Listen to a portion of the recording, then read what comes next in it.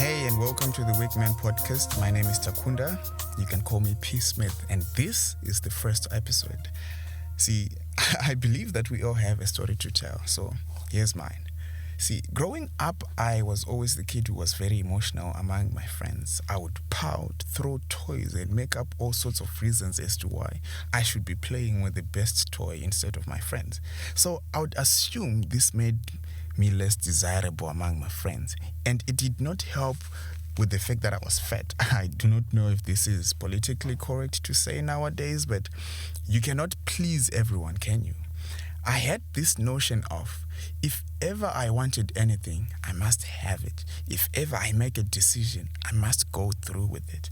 So I remember in second grade, I decided with myself that I wanted a window seat in our combi. For those of you who do not know what a combi is, it is a minibus, and those days we had minibus carry us to and from school on a daily basis. I would say I had pretty much grown accustomed to this order of the day. But one thing is, I was not happy about the idea of having another kid sit on my lap, because we would be cramped on this combi. There would be like 10 of us on a seat that's supposed to carry 4 people.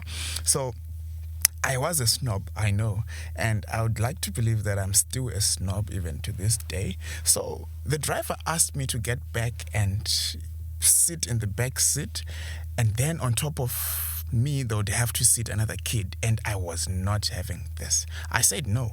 He asked again, and I said no. I basically was being a bitch about it, and he did not take it lightly. So by the time I got home, the news had already reached my parents, and I got what was coming from me. I was spanked in the name of disobedience. Of course, in my feeble mind, I did not see it that way, nor did I see it as standing against orders or authority. Rather, I did not even see it as standing for myself. All I wanted was a comfortable seat, which I thought I deserved more than anything else. So there is something about being spanked and being told to be quiet, and just that messes up one's mind. I mean, how can you spank me and tell me to hush after each spanking? Like, how does that work? So this was literally the manner into which I was spanked for being disobedient. So it was from this day that I swore to myself that I would listen to everything that my elders told me and obey. But I think it must have taken me a lot of courage and also so much within myself. So I took this a little too far, because I was now too scared of going through with the trauma of being spanked. I then set for myself the goal to do everything right to please my parents. Whatever it is that they said, I did. Even other elders, I just made sure to listen, because I really, really hated being spanked. So where am I getting with this? Well, this turned me into a nice guy. It did not help that I did not spend much time with my father, as he was always away with work. This then meant that much of the time that I had was spent with women around me. I take nothing away from the women who raised me, but I am slowly realizing that there's a reason why fathers took their sons with them to their places of work, like in the farm with the horses and all those things in the golden old days. This podcast is then my effort to understand myself as a man, inspired by men such as Dr. Jordan Peterson and Vusi Tembekwayo. I am determined to reclaim my masculinity, which I think was lost somewhere and is causing me a great pain as a young man in this early 20s. I could go on and on about the shortcomings which I have, such as porn addiction, seeking external validation, and doing people favors and secretly hoping that they would return it. But I think you get the idea. So what am I gonna do? I have picked up a book. I've picked up quite a number of books by some of my inspiring people, such as Dr. Jordan Peterson. I've read books such as Man's Search for Himself and also Man's Search for Meaning. One is by Rollo May and another one by Viktor E. Frankl. And also the one book that I'm currently reading, which is No More Mr. Nice Guy by Chris Voss. And I believe that these books in some way have helped me to gain an insight into how I can improve myself. So from this, I'm going to be sharing with you guys and also listening in and asking from also you guys your own experiences. What are your nice guy experiences? What is this that has happened to you for you to be coined a nice guy and whatnot and whatnot? I'll give you an example. At this point in my life, I actually nearly got into a relationship. And the thing is, I believe that the lady left me because I was too much of a nice guy. And for me, it was so frustrating because I kept thinking to myself, I've done everything nice. I've done everything for her. I've been good. I've been nice. I've not been late for dates. But somehow, she left me. And when I was talking to my guys, it seems like the common denominator for me is I am a nice guy. I'm being too nice and being too unintentional with how I approach and whatnot.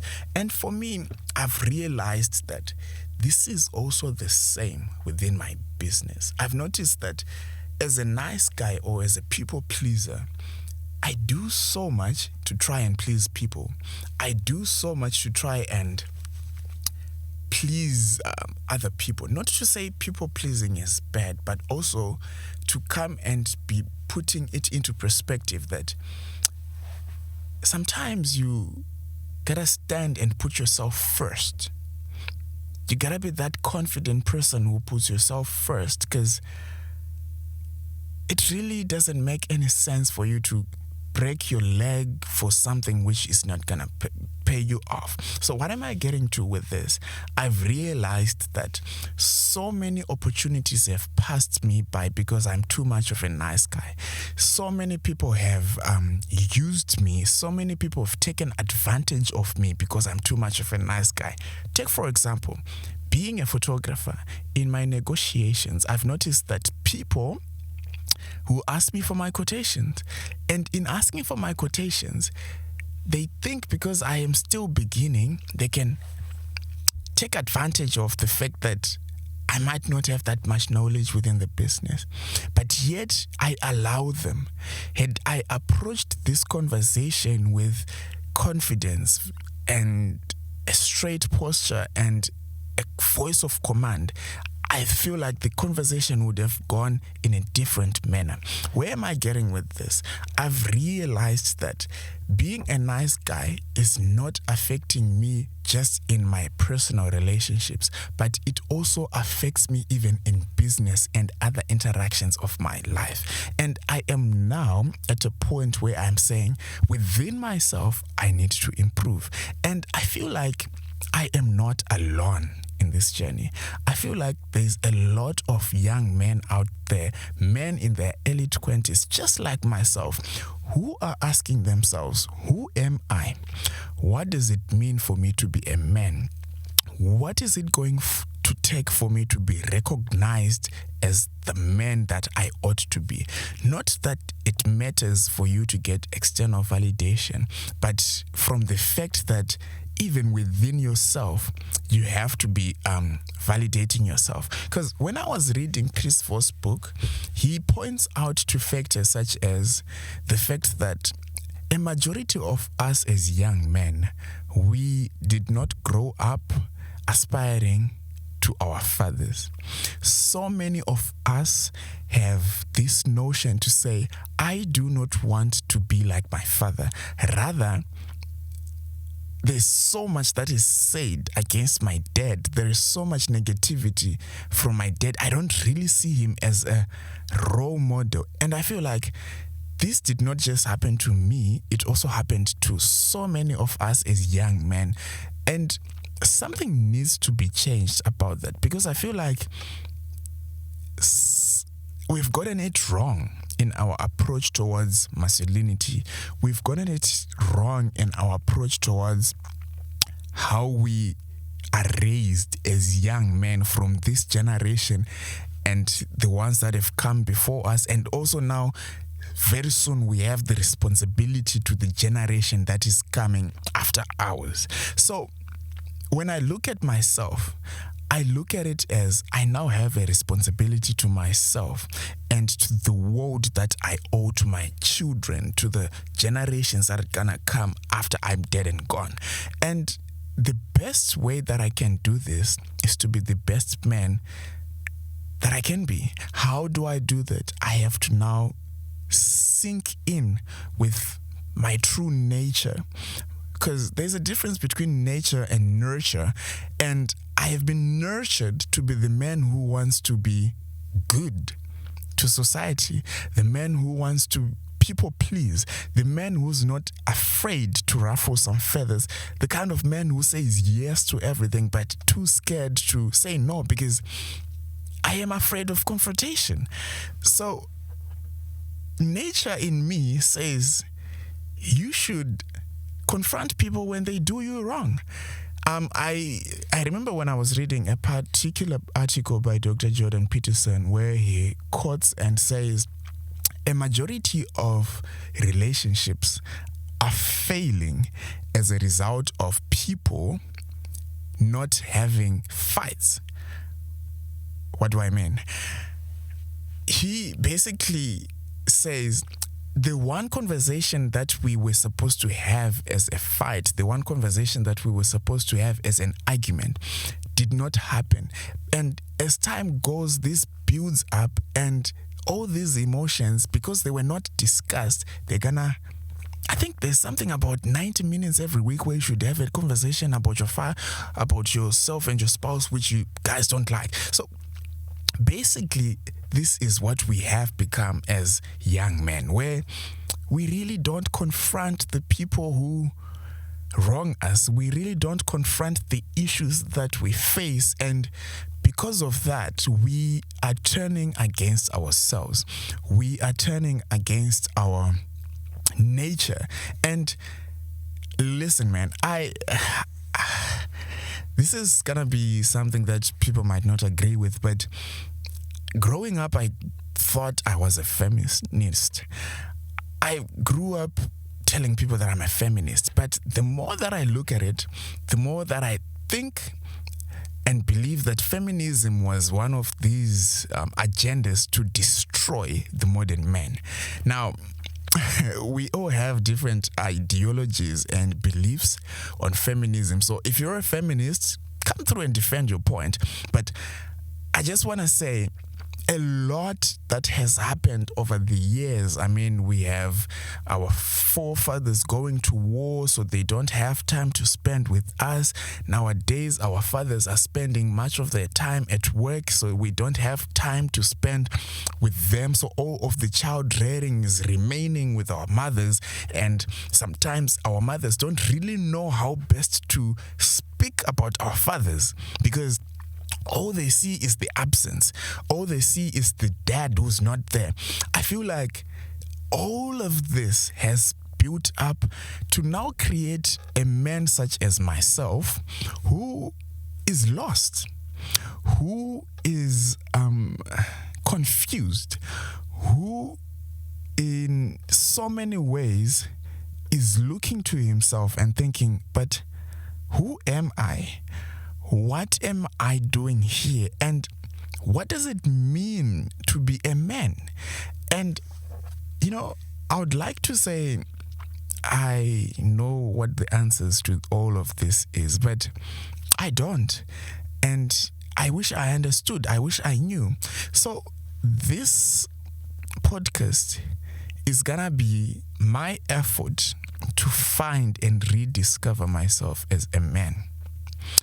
It's also gonna be my wish, hope, and prayer that whilst I am doing so, there's also gonna be a man out there, a young man out there who is gonna listen and think to themselves, no man, I also need to find myself. And I feel like as a man, we work within a peg and we are as strong as our weakest link. So I am calling out to all young men who feel like you're lost, you feel like there's things that are missing within your life and you could do something about your life. All I'm saying is, it's not too late. And when we work together as young men, something is going to be shared that is going to be helpful to you. And I don't think in all the conversations that we're going to have, you will miss your point. There's going to be something that is definitely going to be discussed that is going to be helpful. So at this point, I'm going to end here. For the first podcast episode number 1, I'm going to end here. And the one key takeaway that I want to leave is you're not alone in your journey of finding yourself or being lost. And as men, we need each other to share within ourselves. And I have created this podcast to make sure that we communicate in that manner, we share. In later days, in later episodes, I also hope to have guests come through, share their ideas, share their thoughts, and we learn, we grow, and we build each other as young men. And we grow from there. We grow from there. So I think that's where I'm going to end this now. But if you've stuck around listening to this so far, I just want to take this time to actually thank you, appreciate you. I'm going to be making profiles for this podcast. So I'm going to make sure to also ask you to join, share, like, and subscribe onto the channel so that you don't miss any notifications. And also, as the time goes, I'll do buy me a coffee or one of those other platforms so that we build off of there.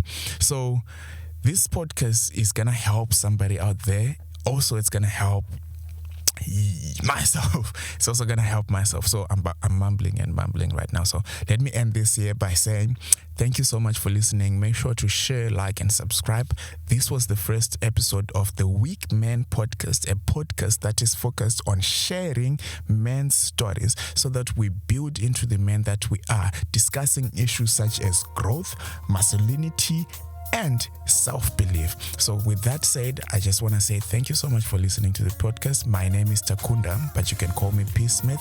This is the Weak Men Podcast. Until we meet again next time, ciao. Always remember to annihilate the status quo, and remember the perception of reality is more real than reality itself. With that, I am signing out. Ciao, ciao.